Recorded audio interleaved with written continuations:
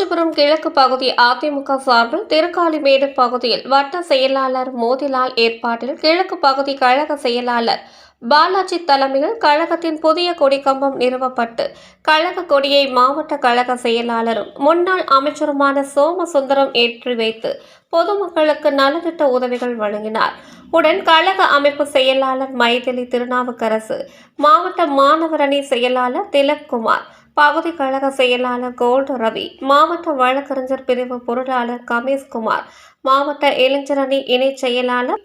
Tamim Ansari, Hemachandran, பகுதி கழக துணை செயலாளர் கபாலி, பகுதி கழக இணை செயலாளர் கணேஷ், வட்ட செயலாளர்கள் சம்பத், தனபால், மணி, முருகன், எல்லப்பன், முன்னாள் கவுன்சிலர்கள் கோபால், ராமூர்த்தி மற்றும் நிர்வாகிகள் ஸ்ரீதர், மாநகராட்சி ஒப்பந்ததாரர் பிரகாஷ், லோகேஷ், சந்தோஷ் உள்ளிட்ட பலர் கலந்து கொண்டனர்.